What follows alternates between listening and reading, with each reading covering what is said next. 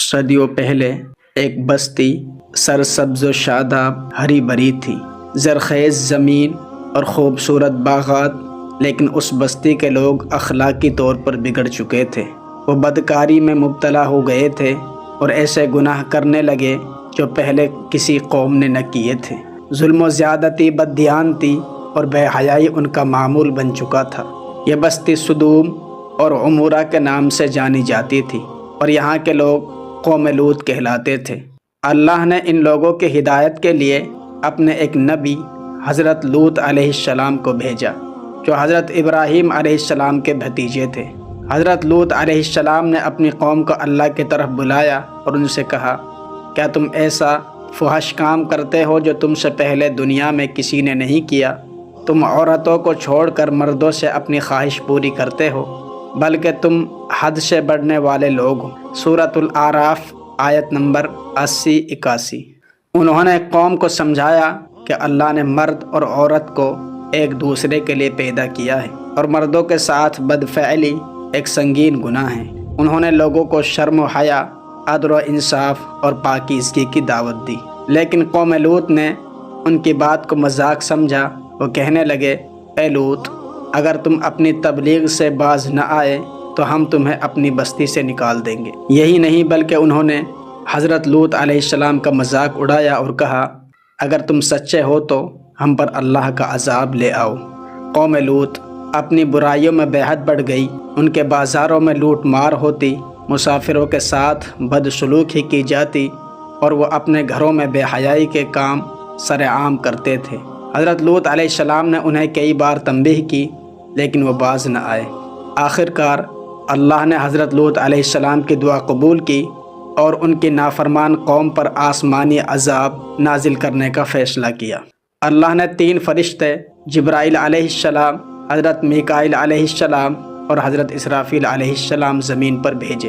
سب سے پہلے وہ حضرت ابراہیم علیہ السلام کے پاس آئے اور انہیں ایک نیک بیٹے حضرت اسحاق علیہ السلام کی خوشخبری دی۔ پھر انہوں نے بتایا کہ وہ قوم لوط پر عذاب نازل کرنے کے لیے جا رہے ہیں۔ حضرت ابراہیم علیہ السلام پریشان ہو گئے اور کہنے لگے، لیکن وہاں تو لوط بھی ہیں۔ فرشتوں نے جواب دیا، ہم انہیں اور ان کے ماننے والوں کو بچا لیں گے، مگر ان کی بیوی ان کے ساتھ نہیں جائے گی، کیونکہ وہ بھی گنہگاروں میں سے ہیں۔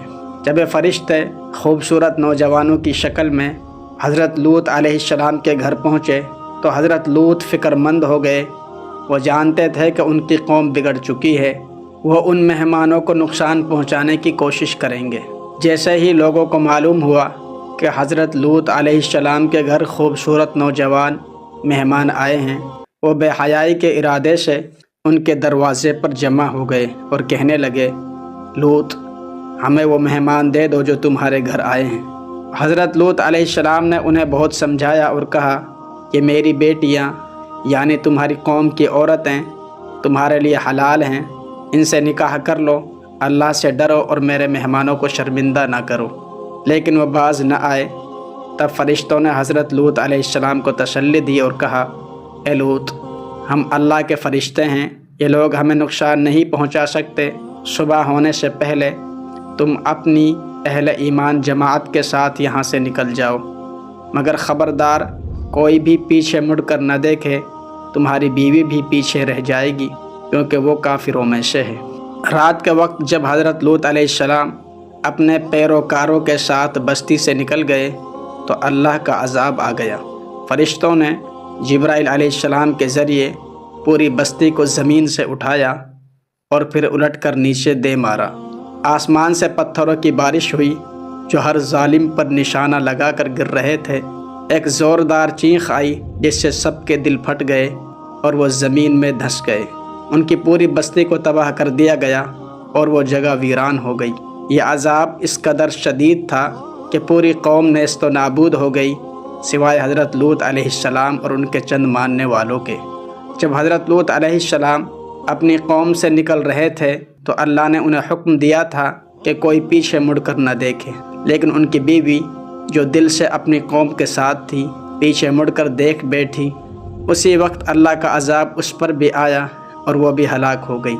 قرآن میں اللہ فرماتا ہے، ہم نے اس بستی کو ایک نشان بنا دیا تاکہ بعد میں آنے والے لوگ اس سے عبرت حاصل کریں۔